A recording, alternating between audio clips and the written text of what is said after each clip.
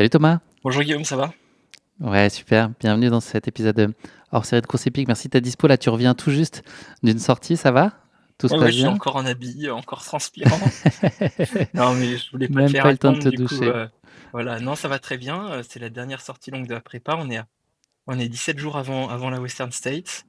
Du coup, voilà, dernière grande sortie. Et puis après, il restera à affiner tout ça et puis prendre le temps de récupérer pour être vraiment frais le jour de la course.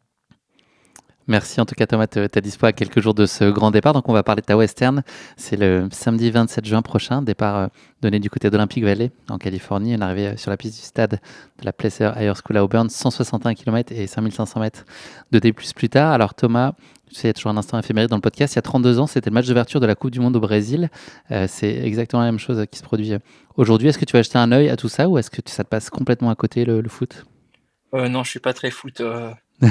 Le seul truc que je suis dans le sport, c'est le cyclisme et du coup là, c'est plutôt en mode Dauphiné libéré et puis enfin bon, je sais plus comment ça s'appelle la nouvelle course là. Et puis j'attends le Tour de France avec impatience. Eh ouais, tu seras revenu à temps. Bon, en tout cas, tu étais sur le bon fuseau horaire pour. Enfin, tu vas être sur le bon fuseau horaire pour suivre la Coupe du Monde, en tout cas, Ouais, je serai même en dans le, supposant que le ça bon c'était pays un. même. Eh ouais. Bon, on n'est pas là pour parler foot, mais aujourd'hui, pour la Western qui t'attend, donc tu nous l'as dit, dans un peu plus de 2 semaines, cet ultra mythique américain, il ouvre un nouveau cycle de ta carrière sportive, on peut le dire, après avoir brillé, comme chacun sait, sur des formats de 4 à 6 heures et un peu plus, et des victoires emblématiques sur le Ventoux 4 fois, la Saint-Élion 3 fois, des titres de champion de France et d'Europe, et j'en passe. À quel moment, Thomas, est-ce que tu as compris que tu es arrivé un peu au bout d'un cycle, là, sur les formats plus courts? Ben, ça s'est fait, ça a pris presque 2 ans avant voilà, que je prenne une décision, mais il y a eu plusieurs éléments déclencheurs. Il y a eu d'abord une forme de lassitude à l'entraînement. Finalement, ça faisait quasiment une petite dizaine d'années que je m'entraînais pour les mêmes types d'objectifs. Du coup, bah, les préparations, elles se ressemblent. Même si on a un coach qui est inventif, eh ben, on fait toujours plus ou moins la même chose. Et du coup, c'est vrai que ça a commencé à me peser. Il y a eu un deuxième élément déclencheur, c'est ben, la lassitude aussi d'aller sur des courses et des efforts en compétition que je connaissais vraiment très bien. Et de moins en moins envie de me faire mal de cette façon-là. C'est un peu étonnant, Mhm. comme si j'étais arrivé un peu à la limite de ma capacité à me dépasser dans des efforts courts comme ça de 4 à 6 heures. Et puis après, il y a eu une blessure l'année dernière au moment de mon plus gros objectif, donc les championnats du monde fin septembre, début octobre. Et ça a été l'élément déclencheur. C'était le bon moment voilà, pour changer de projet pour la suite à moyen terme. Et puis, mais voilà, l'idée, elle était là depuis longtemps, d'augmenter un peu les distances, de voir ce que je pouvais faire sur Ultra Trail et de prendre ce début, commencer un nouveau chemin. C'est pas j'ai pas l'envie d'atteindre un but, mais plus de commencer un nouveau chemin et de voir comment je me débrouillerai là-dessus. Est-ce qu'au-delà de la forme de lassitude dont tu parlais, sur des courses que tu connaissais, est-ce qu'il pouvait y avoir une certaine forme de lassitude sur des courses que tu connaissais et que tu gagnais aussi? Est-ce qu'il y avait, dans ce registre-là, un petit peu moins de stimulation parce que tu avais déjà excellé sur ces courses-là? Oui, ben, ça c'est clair. En début de saison dernière, j'ai gagné le Ventoux. En 2025, j'ai gagné le Ventoux, enfin la course originelle, et puis le Ventoux by UTMB. J'ai gagné ces deux courses-là à un mois d'intervalle. Et sur aucune des deux, j'ai eu vraiment un plaisir à me. Voilà, y a pas, ça n'a pas déclenché non plus les émotions que j'avais pu ressentir les années précédentes. Après, je me suis bien battu sur Zegama, sur le marathon du Mont Blanc. Mais pareil, voilà, il y avait. Bon, c'est vraiment un tout, hein. Il y a pas, c'est plein de petits trucs côte à côte qui m'ont dit: «Bon, bah, maintenant, change de projet». Et puis, j'avais cette envie de changer de projet du coup qui montait, et le seul truc qui m'empêchait, c'était la peur la peur de l'inconnu, et puis aussi la peur, bah, de perdre mon niveau. C'est-à-dire que, mine de rien, quand on est un personnage public comme ça, qu'on réussit bien, un sportif pro et cetera, et ben, en allant sur des courses qui sont complètement différentes, on se met en danger. Et puis, voilà, j'avais peur de pas atteindre le même niveau, sur des courses d'ultra. Et voilà, c'est peut-être un peu une sorte de c'est peut-être de l'ego et cetera, mais j'avais peur d'avoir mal comme ça, mal à l'ego, quoi, tu vois? Et puis voilà, la blessure, ça a été le bon élément déclencheur. J'ai pas couru pendant plus d'un mois et demi. Je me suis dit: «Bon, ben, là, il est temps de commencer des nouveaux projets». de prendre des risques et puis voilà. À quel point, là, dans cette, démarche de surmonter la peur qui était la tienne, ta femme peut-être ou Philippe Propage a eu un rôle particulier? Est-ce que c'est, tu as le sentiment que c'est toi qui a fait le grand saut? Ou est-ce que c'est fort de choses que tu as pu entendre, une confiance que tu as pu sentir, d'un accompagnement, autour de toi? Oui, il y a Philippe qui depuis aussi, lui, depuis 1 an, me dit: «Bon, bah, Thomas, tu as fait le tour, des formats courts, je pense que tu peux aller sur des formats plus longs». Et j'ai déjà entendu Philippe dire à d'autres personnes, enfin, ou dire, à propos d'autres personnes qui seraient pas capables d'aller sur du long. Donc si mon coach qui me connaît très bien me dit: «Bon, ben, tu es capable de faire plus long, tu es capable d'aller atteindre des nouveaux objectifs». Philippe me parlait déjà du TMB, m'a très rapidement parlé du TMB. J'ai dit: «Bon, ben, OK, si Philippe y croit, ça veut dire que je peux y croire aussi». Et puis, non, après, il y a mon épouse aussi, Anne-Claire, qui a joué aussi, mais là, sur un autre, registre. C'est-à-dire que en prenant cette décision aussi d'orienter ma carrière vers l'ultra, j'ai pris une deuxième décision qui était le fait d'arrêter de travailler, dans mon boulot de professeur des écoles l'année prochaine.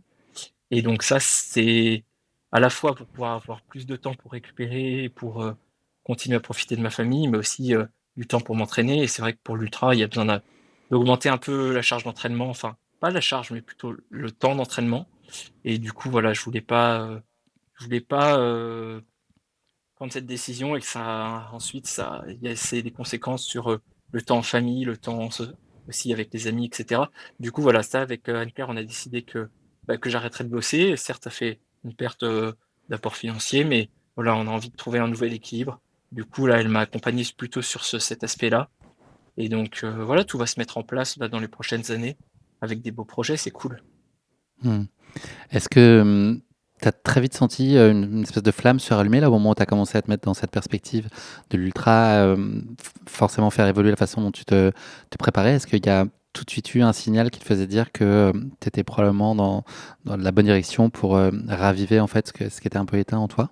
Ouais, le vrai déclen vraiment, il y a eu vraiment un côté hyper, positif dès l'entraînement, dès le début de l'entraînement. J'ai fait, des sorties, de 5-6 heures à l'entraînement, chose que je faisais jamais, avant. Et ces sorties de 5 à 6 heures, et bah, elles étaient, hyper agréables. Je veux dire, j'arrivais quasiment, enfin là, tu vois, c'est comme aujourd'hui. J'arrive, je suis fatigué, mais je suis pas éclaté comme je pouvais l'être après des grosses séances, grosses sorties, sur format 40 à 60. Tu es obligé de taper vraiment dedans sur des séances très intenses, très dures. Et là, ben, là, il y a du vrai plaisir à l'entraînement. Aussi, le plaisir intellectuel. Il y a pas seulement le plaisir de courir, il y a aussi le plaisir intellectuel de, devoir gérer, devoir découvrir plein de choses. Alimentation, nutrition, tracer des nouveaux parcours. Ben, en fait, en faisant des nouveaux parcours, quand tu peux faire 60-70-80 kilomètres à l'entraînement, bah, ça te permet d'inventer des trucs qui sont magnifiques. Et tout ça, tu vois, c'est très satisfaisant. J'ai l'impression de découvrir un nouveau sport. Voilà. Et intellectuellement, c'est aussi très intéressant parce que je m'investis pas mal. Et, bah, voilà, je me forme, je discute avec du monde, je découvre quoi. Et c'est ça qui est sympa. Mmh. Thomas, je voudrais qu'on revienne avec toi sur, ton début de saison. Donc tu as gagné, ton premier ultra sur le format, 120 kilomètres à Chianti le 21 mars, dernier. Qu'est-ce qui t'a le plus étonné sur la façon dont tu as vécu et la façon dont tu as géré cette course? J'étais pas très étonné, hein. Moi, je savais que j'allais pas la gagner, mais faire une belle course. Ça, c'est En fait, je pense que dans l'ultra, il faut encore plus se détacher du résultat et se concentrer sur, bah, sur faire la meilleure performance possible par rapport à ce que tu es capable de faire. Et c'est vrai que, voilà, j'étais très, très satisfait parce que j'ai pas eu de coup de mou. Pour un premier ultra, bah, j'ai pas eu de problème de nutrition ni d'hydratation. Voilà, je me suis pas blessé. C'est ça aussi le plus important, ne pas se blesser pour pouvoir enchaîner directement si je réussissais par la western. Donc, il y a pas eu beaucoup d'émotions, mais il y a eu pas mal de découvertes quand même sur cet ultra. Et notamment, un truc qui m'a beaucoup plu et que j'avais jamais ressenti, c'est le lien que tu as avec ton assistance quand tu fais un ultra trail. Lien qui est pas du tout présent quand tu fais des courses plus courtes parce que, bah, quand même tu vois sur un templier 80 bornes, 6-7 heures d'effort, hem, c'est c'est tout va très vite. Et et tu pas une minute à perdre au ravitaillement, à discuter, et cetera. Sur 10 et plus d'heures, 10 heures d'effort, plus, eh ben, t'arrives jamais, t'as jamais trop le couteau entre les dents au point de pas partager quelque chose. Et puis tu vois ton assistance tellement de fois, en fait, il y a aussi une aventure qui se crée avec eux, et c'est pas seulement la tienne d'aventure, c'est la tienne plus de celle de ceux qui te suivent et qui te suivent point de ravitaillement après ravitaillement et avec qui tu partages beaucoup. Et ça m'a beaucoup plu. Ouais, c'était un truc nouveau, c'était cool. C'est marrant parce que moi j'avais exactement le même ressenti, mais du point de vue de justement de nous de suivi quand on est sur les courses, effectivement sur les formats plus courts, sur les Saint-Élion, on a l'impression de ne pas vous voir parce que vous êtes là, ou sur des Ventoux parce que vous êtes là et les arrêts sont extrêmement courts au ravito. Et c'est vrai que c'est même aussi frustrant pour l'entourage de juste vous apercevoir, à peine vous saisir et vous repartir, mais vous voyez Ouais. voir repartir. Mais c'est logique au regard du format et de la compétitivité qu'il y a sur ce type d'effort. Et en termes de surprise, est-ce que tu as été malgré tout étonné de bien aimer, de vivre cette course, de la savourer finalement? C'était quand même la première fois que tu vivais ça. Est-ce que ça a été étonnant de l'aimer autant, au-delà de la performance de ce que tu as réussi à délivrer, du plaisir que tu as pu prendre? Est-ce que tu soupçonnais ça sur 10 heures d'effort, un tout petit peu moins, 2 minutes de moins? Non, en fait, j'avais fait déjà 7 heures à l'entraînement. Je m'étais avec beaucoup de plaisir sur les mêmes allures. Voilà, que les mêmes allures, les mêmes types de profils, même dénivelé, et cetera. Du coup, je savais que jusqu'à 7 heures, ça serait facile. Et puis après, il restait l'inconnu, bah, des 3 dernières heures d'effort. Et voilà, donc j'ai pas été particulièrement surpris parce qu'après 7 heures, je savais qu'il m'en restait encore. Donc voilà, et puis les choses se sont faites. J'ai aussi bien regardé ce que faisaient les concurrents qui étaient plus expérimentés. Je me suis calé sur eux. Et puis voilà, je me suis écouté aussi. Non, il n'y a pas eu vraiment de surprise ou de voilà, Ouais, tout ça m'a t'a paru conforté dans la naturel, démarche. tout m'a paru naturel sans forcer, tu vois? Hmm. Et j'espère que ça va continuer comme ça et j'espère que ça va être comme ça aussi à la western. C'est cet état d'esprit que je recherche aussi, un peu de flow, tu vois? Où tu es dans une sorte de tout va bien, tu pas à ton max, mais tu Hmm. voilà, tu tu surfes sur une vague de, bah, ça va bien et tu d'aller le bien plus loin possible. Et puis après, il y a forcément un moment plus dur, mais à ce moment-là, bon, ben, comme j'ai tu vois, après la course, j'ai débriefé avec, pas mal de monde, mais avec certaines personnes, je disais quand même quelque chose, c'est que, bah, pour moi, l'ultra, c'était presque moins dur que les courtes distances. Je veux dire, à la fin de Chianti, j'ai fait une belle course, tu vois, en côte UTMB, ça cote assez haut, et cetera. Mais pour avoir 927, c'est fait, ça, je crois.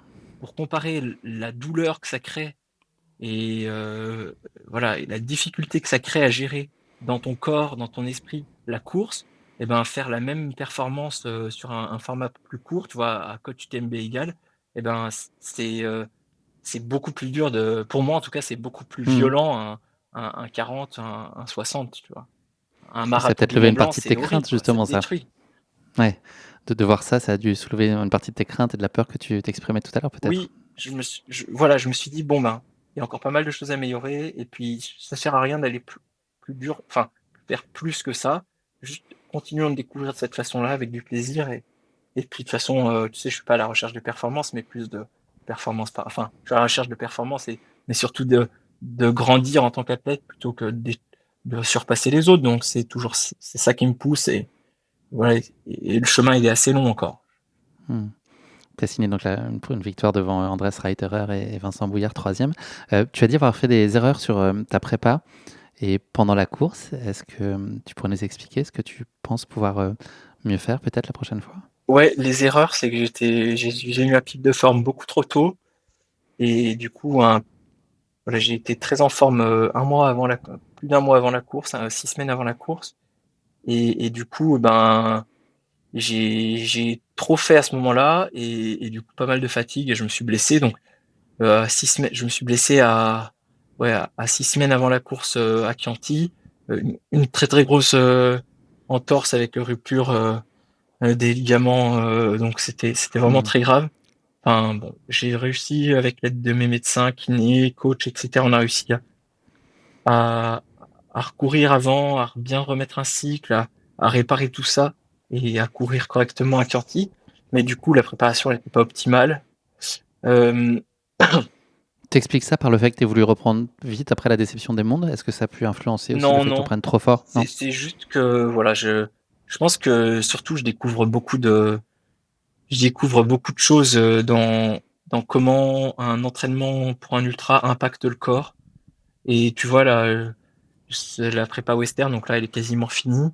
Mais de la même façon que ça avait été pas parfait à Chianti, elle a pas été parfaite cette prépa western. J'ai eu un gros passage à vide il y a plus d'une semaine là, avec quasiment une semaine et demie où j'ai pas pu m'entraîner comme je voulais parce que j'avais mal partout, j'étais très très fatigué. Et ça c'est des choses que voilà on mesure.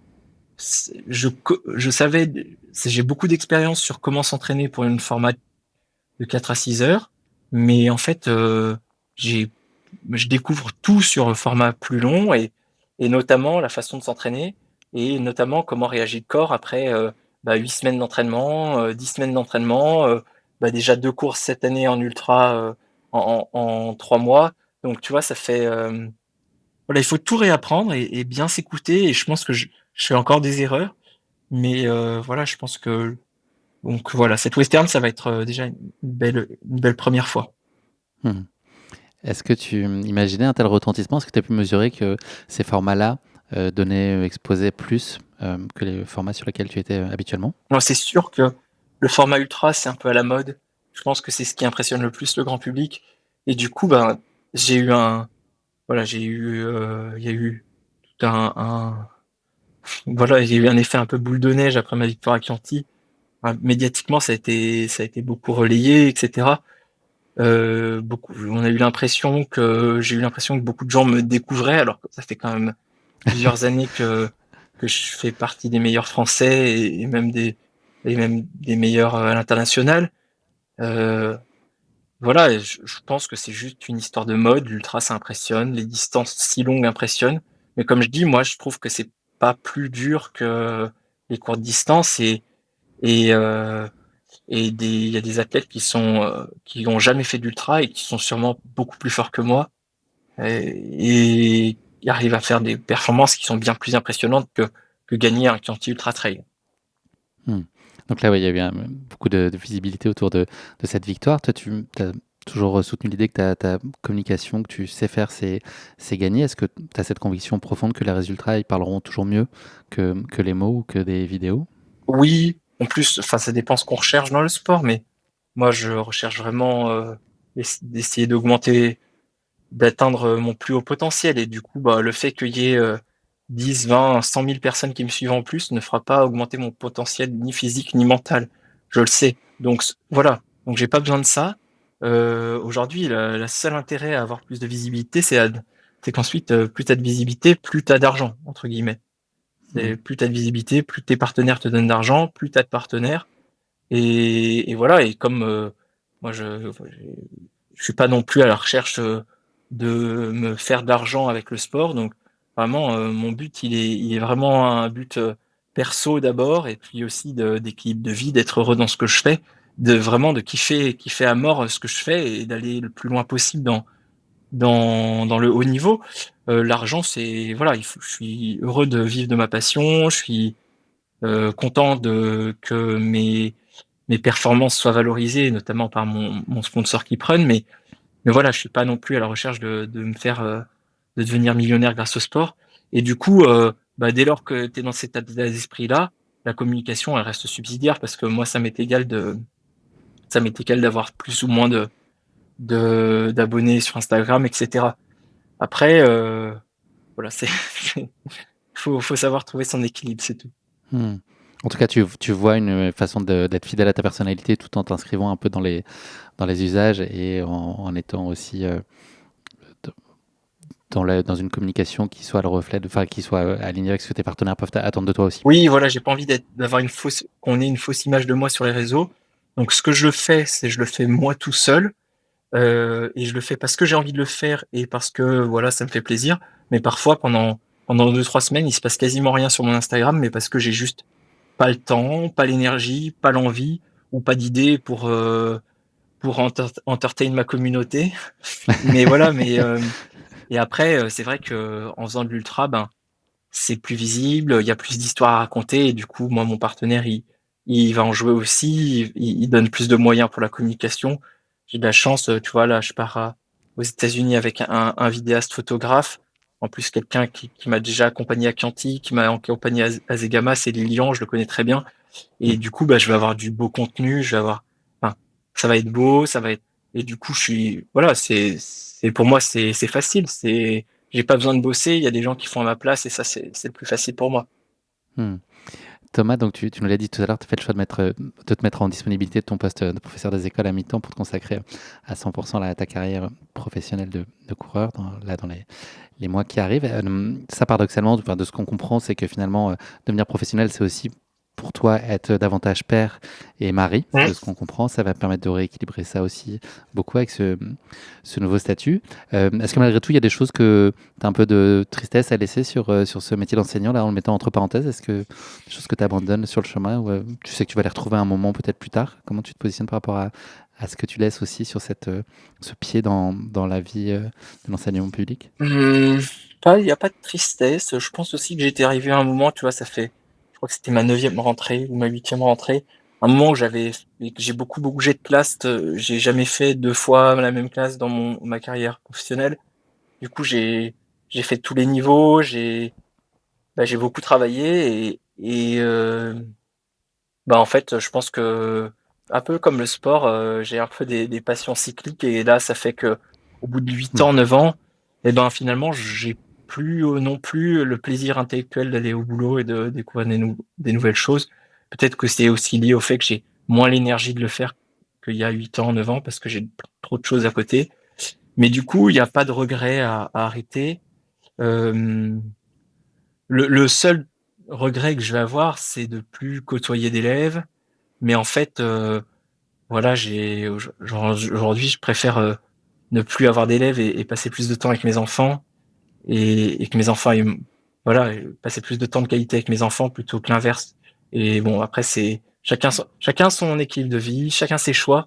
Mais voilà, moi, j'ai la chance de pouvoir passer du temps avec mes enfants alors qu'ils sont tout jeunes. Et c'est quelque chose que j'ai pas envie de manquer parce que dans 10 ans, ce sera trop tard, ils auront plus envie de me voir. Et, ils Hmm. auront envie d'être autonomes et ils auront plus envie de leur vieux père. Du coup, voilà, j'ai envie de profiter, de pouvoir les emmener à l'école, profiter de L'ingratitude. mon fils qui a 1 an. Voilà, c'est des choses que j'ai pas envie de perdre. Et voilà, je suis prêt à faire quelques concessions. Le boulot de professeur des écoles, j'y retournerai si j'ai envie dans quelques années, vu que voilà, je perds pas mon poste complètement. Ou peut-être que je n'y retournerai pas et je ferai autre chose. Et ça sera l'occasion de découvrir un nouveau métier, des nouveaux engagements. On verra. Hmm. Thomas, donc ouais, bel alignement de tous ces projets là, on peut le dire, ce nouveau cycle qui s'ouvre à la fois personnel et professionnel. Et puis au bout de ces choix, donc il y a ce rêve qui t'attend dans quelques jours maintenant à la Western. Pourquoi ce premier jalon vraiment d'envergure et mythique en ultra? Qu'est-ce qui te fascine particulièrement avec la Western? Je pense qu'il y a plusieurs trucs qui m'ont fasciné. C'est c'est une course que j'ai connue dès mes débuts dans le trail. Voilà, j'ai commencé le trail surtout à Grenoble. J'allais au magasin Terre de Running et il y avait un vendeur, Cédric, qui était là et qui m'a fait découvrir, qui m'a fait confiance en premier, qui m'a donné des paires de chaussures, tout ça. Et Cédric, c'était un fan des courses américaines. Et du coup, bah, très rapidement, voilà, je suis rentré dans son délire. Même, il aimait bien s'habiller comme les Américains, tu vois. Chapeau de cow-boy et Santiago en Non, magasin. pas, mais tu sais, Non, non, non, non. comme les Je plaisante. coureurs américains. Ouais, ouais, les Et Californiens, Cédric, tout cool. enfin, il fait toujours de la course à pied et tout. Je l'apprécie beaucoup, mais voilà, du coup, j'ai un peu découvert à travers lui les courses américaines. Et puis au même moment, je suis allé aux États-Unis avec mes parents. J'ai la chance d'être allé 3 semaines, un mois aux États-Unis avec mes parents. Et du coup, tout début que je courais, on a fait les parcs nationaux, tout ça. Et j'étais La un peu chance. subjugué par la beauté des espaces naturels aux États-Unis. Tu sais, c'est pas comme en France. T'as vraiment de la nature, des vastes étendues, mais c'est des kilomètres et des kilomètres où l'homme a rien touché. Et c'est trop beau. Et j'ai eu qu'une envie en rentrant, c'était de retourner courir dans ces espaces-là. Et T'avais quel âge, puis, Thomas, quand t'as découvert ces paysages? bah, en fait, j'y suis allé quand j'étais en 3e aux États-Unis en échange et puis après j'y suis retourné du coup quand je pense que j'avais 18, 19 ans, tu vois? Un truc comme ça, Mhm. vingtaine d'années et hem et du coup tout ça, ça s'est un peu aligné au départ et j'ai été, tu vois, très rapide, tu vois? Un des premiers trucs que j'ai connu, c'était le record de Rim to Rim, au Grand Canyon. Mhm. Enfin, Mhm. qui a entendu parler de ça en France? Pas grand monde Non. et pourtant, moi ça m'a voilà, grâce à Cédric, grâce aux gens qui étaient dans ce petit noyau de gens qui couraient avec moi à mes tout débuts, ben, j'avais ces trucs en tête. Et puis après, ça s'est oublié parce que voilà, j'ai fait ma carrière sportive que tu connais et puis que j'aime pas trop non plus voyager à l'autre bout du monde, donc pour des raisons d'écologie. Donc voilà, je suis jamais allé aux États-Unis. Et donc voilà, quand est venu le projet de faire un ultra, ben, je me suis dit, bah en fait, c'est aussi l'occasion de d'aller courir aux États-Unis. C'est aussi voilà, cette course, c'est, je pense, celle qui me convient le mieux pour commencer. C'est une course très roulante. Il y a besoin d'avoir de la vitesse, c'est un peu mes qualités. Euh, c'est que 2 Saint-Élion l'une après l'autre, hein. C'est juste qu'il fait jour et très chaud. Voilà, donc voilà, j'ai plein de choses qui sont. Il y a beaucoup d'imaginaire, il y a beaucoup aussi de un peu de nostalgie de trucs que j'ai déjà vus et que j'aimerais faire via la course à pied aussi. Et puis aussi de la fascination, ouais, liée aux athlètes qui ont participé, à l'histoire de la course et tout ça, ouais. Donc ça a pu contribuer aussi à ton souhait et à ton élan sur l'ultra d'avoir en ligne de mire la perspective de cette course en particulier, de se dire que ça te permettrait d'atteindre ça. Ça a pu Ouais, bah aider aussi. il y a jamais de Français qui a gagné la course, hein. Il y avait Ouais. jamais eu un Américain qui avait gagné l'UTMB, alors faut peut-être leur rendre l'appareil. Ce serait une très Non, belle mais idée. voilà, j'espère que. Et en plus, il y a une belle émulation, tu vois. Je suis pas tout seul. Il y a Vincent qui a aussi Mhm. envie de faire des belles choses sur cette course. Je crois qu'il y a Baptiste qui a annoncé qu'il aimerait bien y aller dans les prochaines années.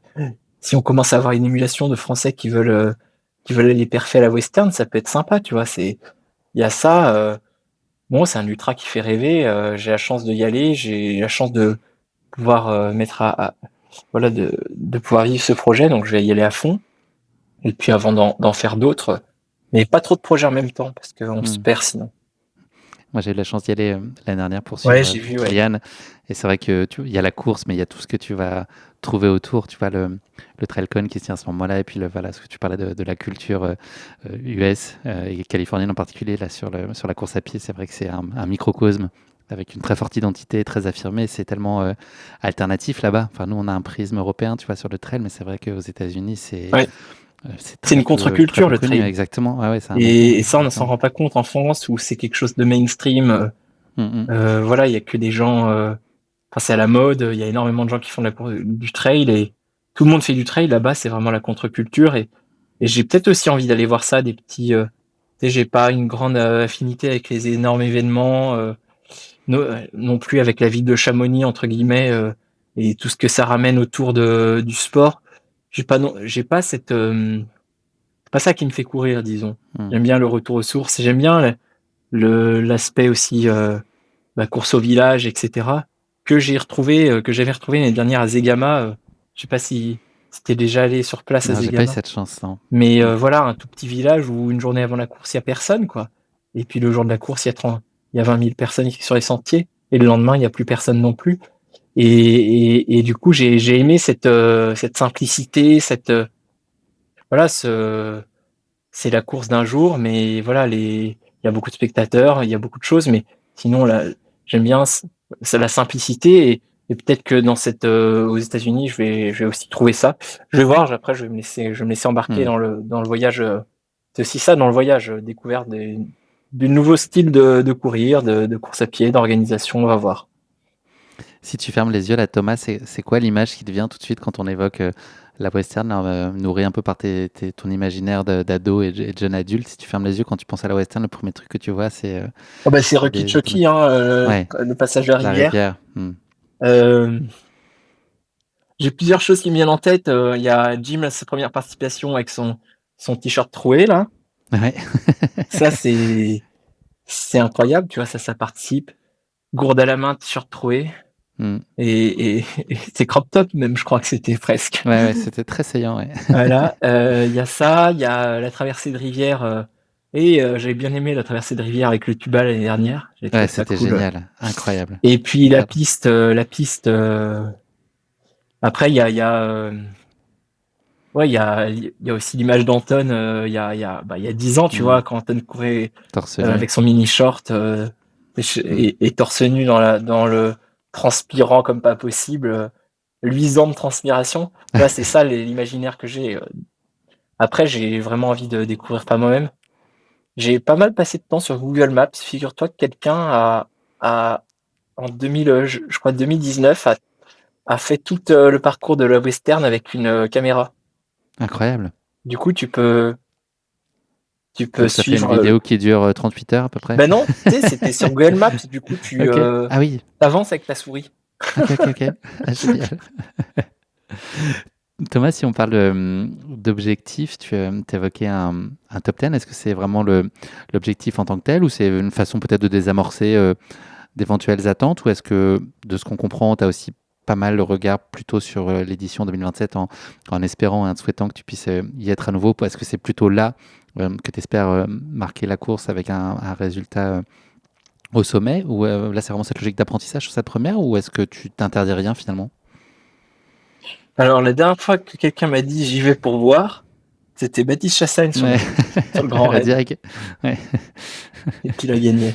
Non, en vrai,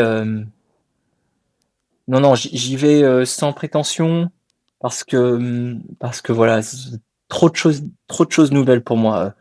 Mm. La gestion de la chaleur, la gestion de la distance. Voilà, il y a beaucoup de choses nouvelles. Il y a très peu de chances que ça passe directement du premier coup. Tu vois, et j'ai revu hier une interview de Jim en 2016 quand je crois que c'est 2016 sa première participation justement avec le crop top troué là Ouais. et où il est à 33 minutes sous le record de course quasiment jusqu'à la fin.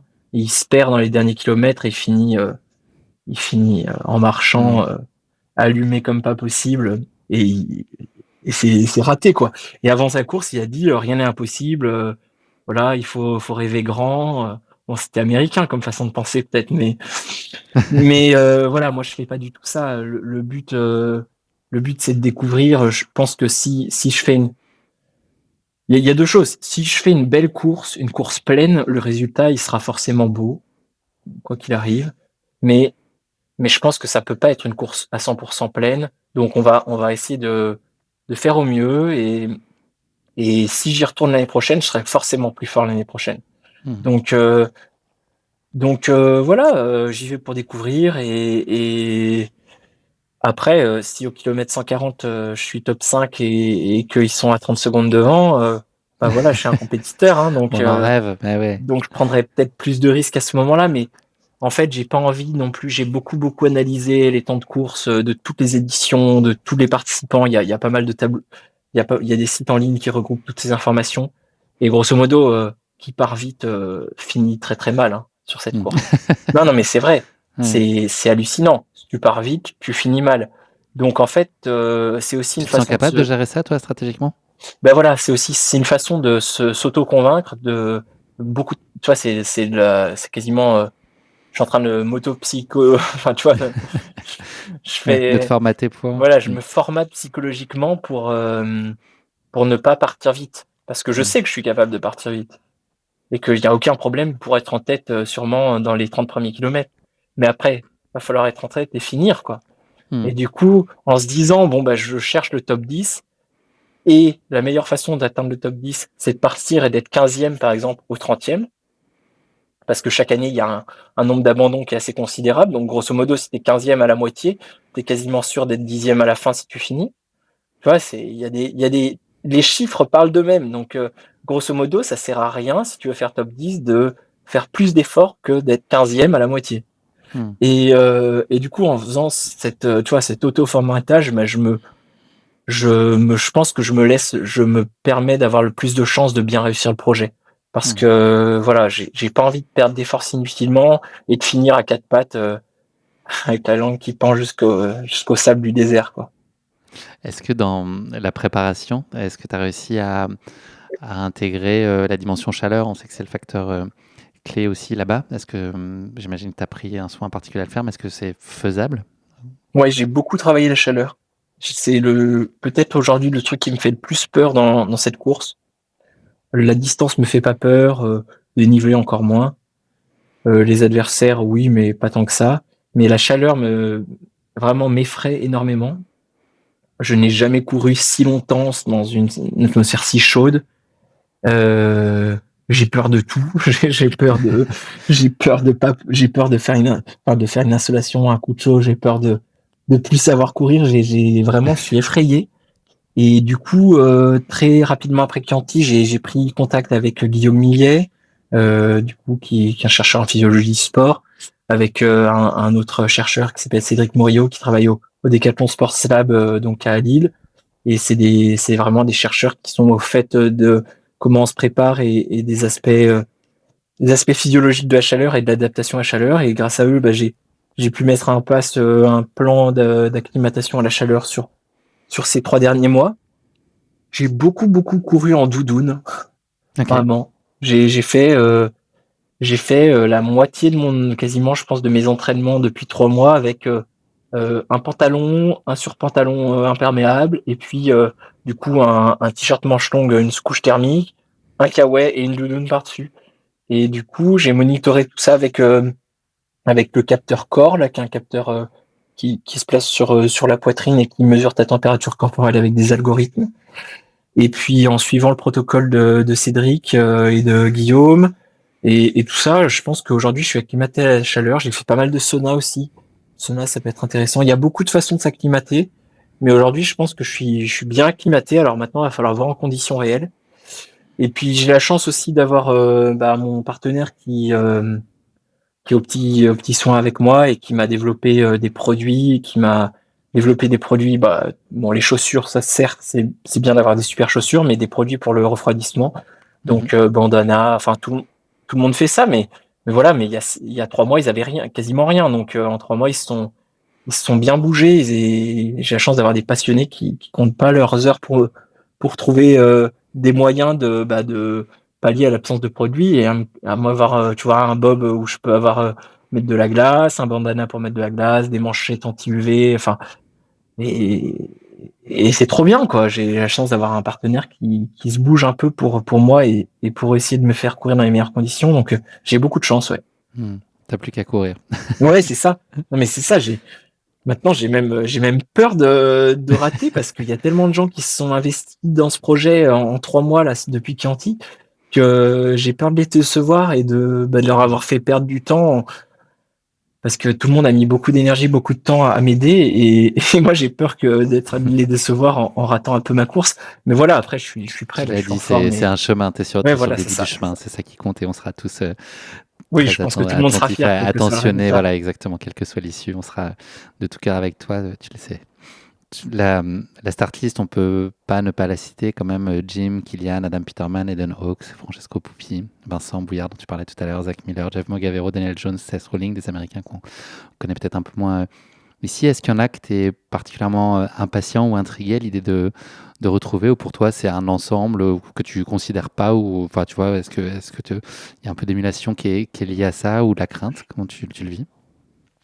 Moi j'ai bien envie de recourir avec Vincent, c'est quelque chose que j'ai beaucoup aimé. Ça j'ai hâte. Euh, Et après, c'est fou, hein, mais je suis un gamin, je suis un Hmm. gamin qui attend le Père Noël. Non, mais pour de vrai, Sur regarde la en ligne de départ, France, ça va être enfin, quelque chose quand même. je suis pas un très grand passionné de trail, mais il y a quand même des grands noms, des figures emblématiques de ce sport avec qui j'ai jamais couru et j'ai jamais vu Kylian de ma vie, tu vois. Hmm. Non, mais c'est C'est vrai, j'ai génial. jamais vu Hmm. Kylian et j'ai jamais discuté avec lui et pareil dans mon imaginaire, tu vois, Jim. Mais il y en a plein, mais il y a plein d'autres. Mais Aiden, j'ai déjà discuté avec lui, mais bon, il y a plein de gars, j'ai jamais couru avec eux. Et je me dis, bah en fait, c'est l'occasion unique de courir avec ces gars qui sont pas mes idoles, mais qui sont des grandes figures de ce sport et qu'on l'air cool, quoi. Donc voilà, j'ai de la chance. J'espère qu'il y en a plein qui auront des grosses moustaches et des mulets pour faire le. Ce que tu disais en plus tout à l'heure sur l'environnement général, c'est vrai qu'il y a, même si c'est une course mythique, il y a beaucoup moins de coureurs, moins de spectateurs, moins d'enjeux. Enfin, tu vois, c'est moins le grand déballage autour du départ de la course. Donc, je pense que les athlètes sont aussi dans des conditions un peu particulières de relâchement, de plaisir. Enfin, tu vois, ça crée aussi un contexte très favorable, je pense, à des belles rencontres beaucoup plus sereines avec un peu moins de Encore stress faut-il lié. savoir parler anglais, hein. Oui, c'est ça, c'est la question que j'allais te poser quand tu disais que tu avais déjà parlé avec Eden. Ouais, Ouais, chez les femmes, c'est j'ai parlé avec Eden à la fin de l'OCC en 2021. Je peux te dire, je crois qu'il a pas compris grand-chose, le pauvre. bon, il t'a pas parlé français non plus. Non plus, non plus, Ah, non tu vois? plus. Non, mais j'ai déjà au moins 2 personnes avec qui je peux parler français. Il y a Vincent et il y a Mmh. Kylian. Et il y a Jim, je crois, qui parle un peu français. Oui, ouais, j'imagine, oui. Et après, j'ai révisé quand même. J'ai fait une grosse part de. Je me suis bien investi à essayer de renouveler mon anglais parce que ça me faisait un peu peur quand même. Pour parler de la artiste des femmes qui est aussi étourdissante, Abby Hall, Fousa Chiang, Marianne Hogan, Fiona Pascal, Kathleen Fielder, Emily Ogood, Anna Allgood, enfin voilà, beaucoup, beaucoup de beau monde. C'est incroyable sur les quoi, 300 coureurs, je crois que vous êtes au départ de voir autant de grands noms, c'est génial. Thomas, tu pars quand exactement? Et Je pars dans tu 10 pars juste jours. avec Lilian, c'est ça? Vous partez que tous Je les pars deux? avec Lilian et j'ai la chance de partir avec mon père aussi. Euh, il m'a jamais trop suivi sur les courses. Voilà, qui fait pas de, enfin, qui court comme un coureur amateur, 1 à 2 fois par semaine, qui fait pas de compétition en trail, et qui m'a jamais trop suivi dans tout ce projet, mais voilà, professionnellement, il y a eu un changement pour lui, en pile au moment de Chianti, à 1 semaine de Chianti, et du coup, et ben, quand j'ai su que j'allais partir aux États-Unis, voilà, je sais pas, avec ma mère, on s'est dit, faudrait que je lui propose, ça lui fera peut-être du bien d'aller, pas en vacances, mais d'aller faire quelque chose de nouveau, de partager un projet avec moi. Du coup, je lui ai proposé, il a réussi à se libérer professionnellement pour venir avec moi. Ça me fait super plaisir d'aller partager ça avec mon père. Voilà, c'est C'est pas un génial. truc que, à Hmm. 30 ans, c'est pas un truc que tu fais, partir 10 jours avec ton père. Enfin, c'est pas quelque chose qui est commun. Et voilà, j'ai hâte de faire ça, de partager ça avec lui. Et je pars aussi avec Thierry le manager de Hmm. Kipron, Thierry Breuil. avec qui j'ai noué des liens d'amitié depuis que je suis dans la marque, et aussi des liens de confiance qui vont permettre de bien vivre, notamment les ravitaillements, tout ça.